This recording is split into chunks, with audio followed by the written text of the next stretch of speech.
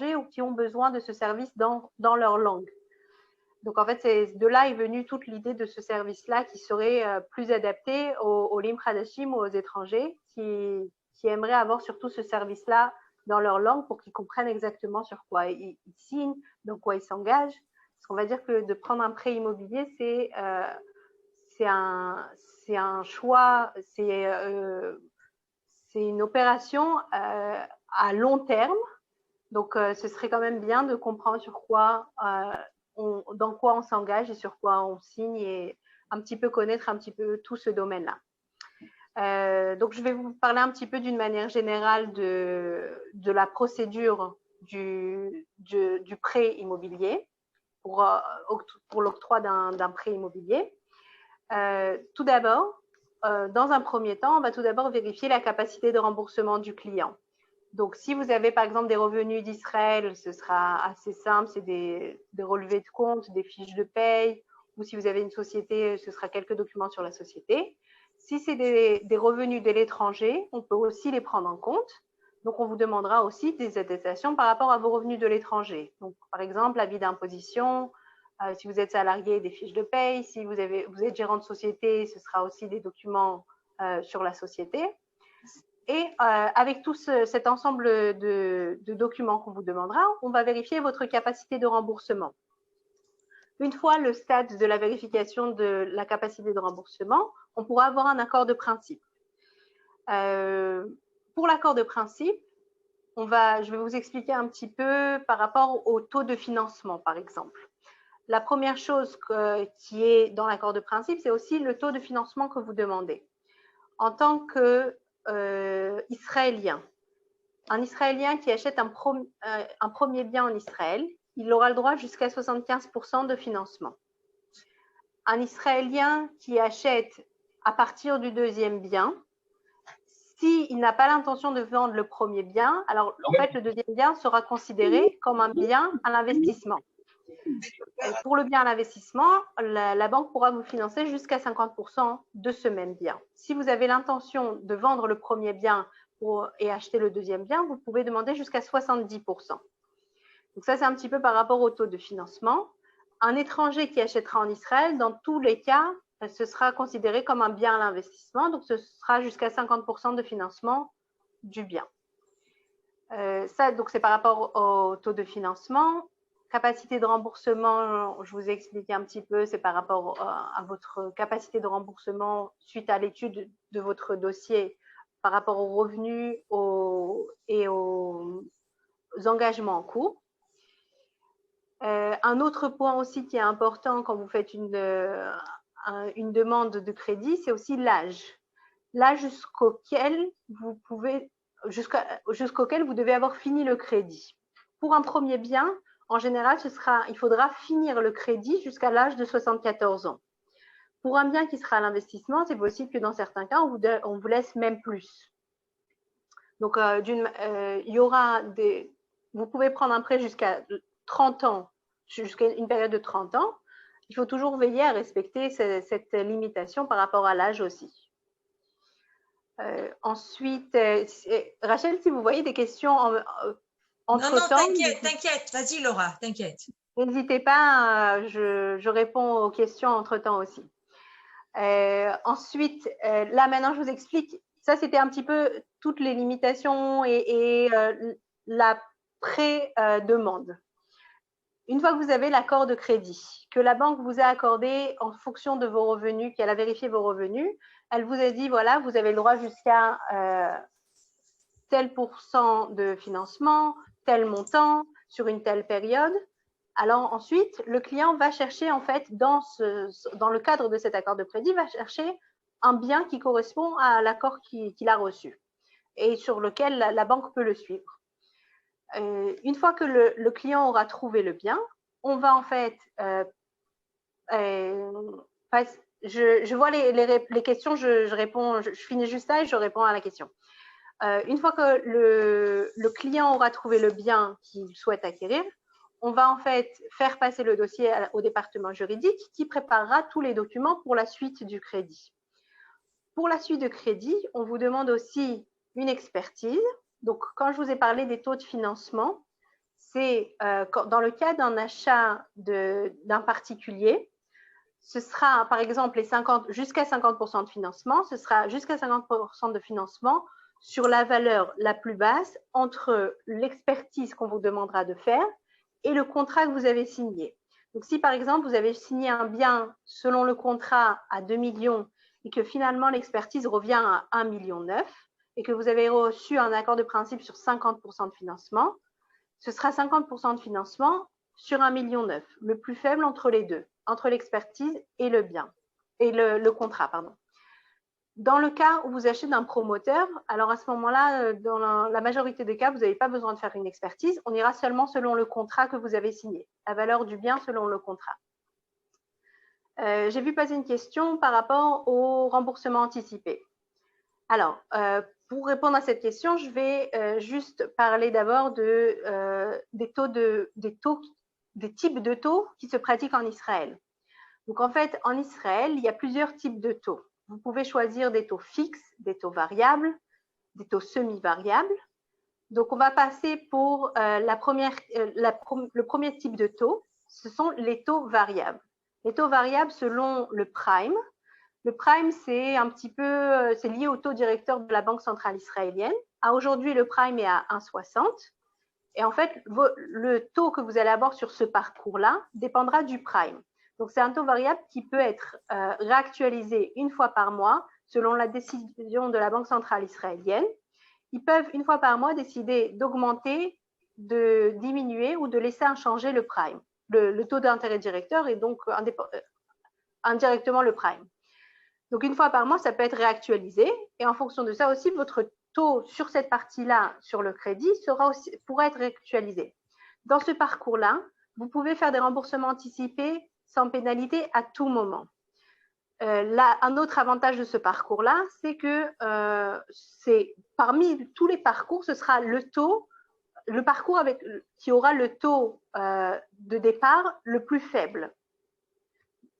Donc ça, c'est pour la première partie. La Banque centrale israélienne vous limite, quand vous prenez un crédit, à 1/3 du montant demandé dans ce parcours selon le prime. C'est vrai qu'il est très intéressant parce que c'est le plus faible de tous les parcours, que vous pouvez faire des remboursements anticipés à tout moment, mais ça reste un taux variable. Donc, ça veut dire que le risque que ça évolue et donc que votre mensualité évolue aussi est fort probable. Donc, quand vous prenez un crédit sur 15, 20, 30 ans, on ne sait pas encore ce qui peut se passer avec le prime sur de très longues périodes. Donc, c'est un risque aussi à prendre en compte. C'est pour ça que c'est limité à 1/3 du montant demandé. Par exemple, si vous demandez 900 000 shekels, vous avez le droit maximum à 300 000 dans ce parcours-là. Donc, entre 0 et 900 000. Ensuite, vous avez le deuxième parcours, qui est un peu plus connu des francophones et de ceux qui viennent d'Europe. C'est le parcours en taux fixe non indexé. Ça veut dire que si, par exemple, vous allez recevoir un taux d'intérêt à 3% et que votre mensualité sera 3 000 shekels, ça ne changera pas du premier jour au dernier jour.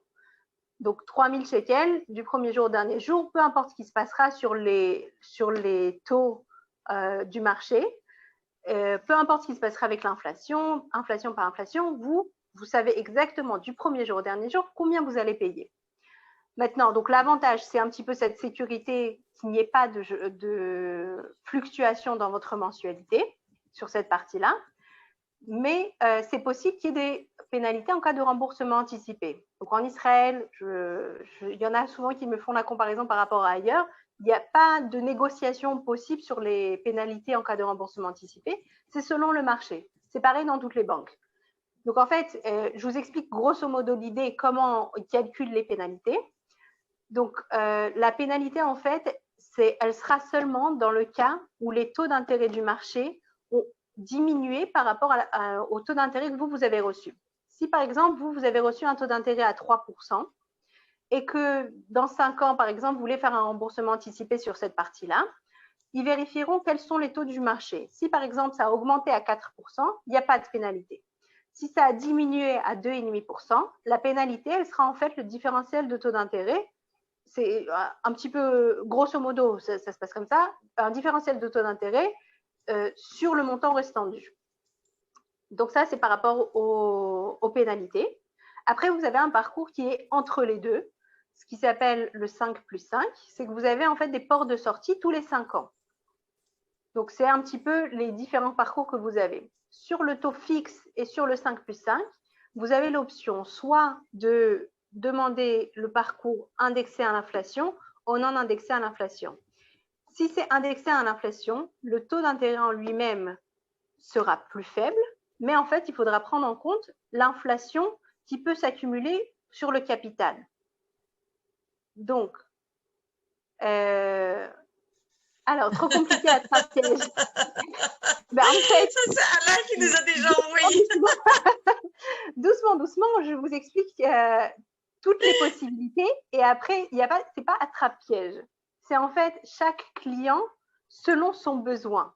Donc, il y aura des clients qui me diront, moi, je préfère prendre tout en taux fixe et dormir tranquille parce que je n'ai pas l'intention de faire des remboursements anticipés. Donc, ils iront plus sur ce parcours-là. Il y en a d'autres qui me disent, ben, en fait, j'ai possibilité dans 5 ans de libérer 200 000 shekels à droite, à gauche. Alors, à ce moment-là, c'est sûr que prendre ce paramètre-là, c'est très important de le prendre en compte dans les parcours que vous allez choisir.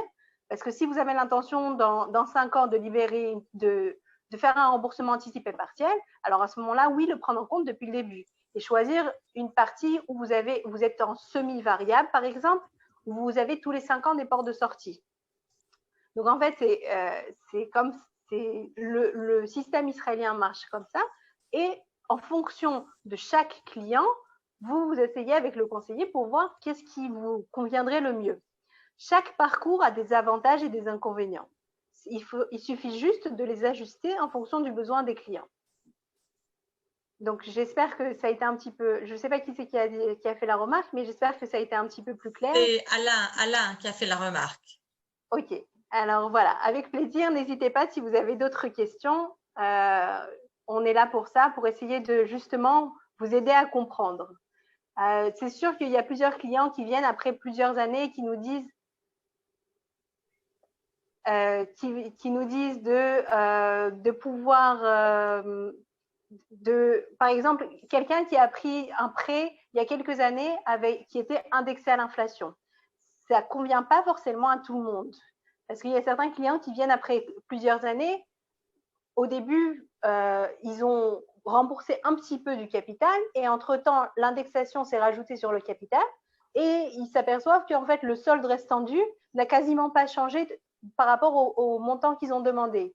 Donc, c'est sûr, c'est une donnée aussi à prendre en compte quand vous choisissez indexé à l'inflation ou non indexé à l'inflation. Donc, c'est plusieurs paramètres à prendre en compte, à poser toutes les questions avant de prendre le crédit. C'est vraiment un conseil qu'on essaye de, justement, on a fait ce service pour qu'il soit dans votre langue, pour que vous puissiez poser toutes les questions et comprendre tout ce que vous faites. Donc, voilà, si vous avez d'autres questions aussi. Donc, je pense que tu peux continuer, Laura. Pour un Israélien résidant en Europe, doit-on un montant minimum sur son compte alors, pour un Israélien qui réside en Europe, qui achète un appartement, si j'ai bien compris la question. Mais en fait, le principe par rapport au taux de financement, si je comprends bien la question, c'est surtout un Israélien. Il suffit que vous ayez une Teudat Zehut pour que vous soyez dans la catégorie de Israélien, même si vous habitez à l'étranger. Par exemple, un Israélien, même s'il habite à l'étranger et que c'est son premier bien qu'il acquiert en Israël, il aura le droit jusqu'à 75% de financement. Je ne sais pas si j'ai répondu à la question, mais voilà. Après, un petit peu plus par rapport à la procédure du crédit, pour continuer, à part l'expertise qu'on vous demandera aussi dans le cadre de l'obtention du crédit, on vous demandera aussi d'avoir une assurance vie et une assurance habitation. Une assurance vie, en fait, c'est plus assurance décès. En fait, on vous demande d'avoir une assurance vie sur le montant du crédit. Par exemple, aujourd'hui, vous demandez un crédit de 1 million de shekels, il faudra avoir une assurance vie pour 1 million de shekels. Après, ça s'ajuste au capital restant dû. Si, par exemple, demain matin, il ne vous reste que 500 000 shekels, vous pouvez baisser cette assurance et ne plus prendre sur 1 million, prendre seulement sur 500 000. Si par exemple les gens qui font des remboursements anticipés, ils peuvent réajuster le montant de l'assurance. Donc ça, c'est par rapport à l'assurance. Et l'assurance habitation, donc sur le bien aussi. Donc c'est un petit peu l'assurance vie et l'assurance habitation qu'on vous demande. Après, il y a un certain nombre de documents qu'il faudra compléter face au vendeur ou au promoteur et certains documents face à votre avocat. Donc, c'est un petit peu toute la procédure qu'on vous demandera de faire. Un petit conseil. Oui. J'ai deux questions en fait. Pour revenir par rapport à l'expertise. Oui. Vous avez dit au début que l'expertise dans le cas d'un bien neuf, sur plan, on n'a pas besoin d'expertise? Alors, quand vous achetez un bien d'un promoteur qui vous donne des garanties bancaires, on ne vous demandera pas de faire une expertise. Dans la majorité des cas, d'une manière générale, on ne demande pas d'expertise. Ce sera seulement selon le contrat que vous avez signé avec le promoteur.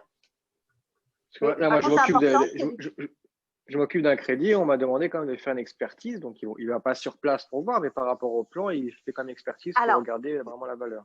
Ok. Alors, il y a plusieurs cas. En fait, il y a par exemple, si vous achetez un promoteur, il y a 2-3 cas où ils peuvent quand même vous demander une expertise. C'est Mecher Mishtaken. Voilà, exactement. C'est ce que j'allais expliquer. Donc, en fait, pour les jeunes couples ou les Israéliens qui font leur première acquisition en Israël et qui ont gagné dans ce qu'on appelle la loterie de Mecher la Mishtaken. Donc, en fait, c'est un petit peu l'État a organisé le programme de Mecher la Mishtaken pour aider les jeunes couples justement à cette première acquisition.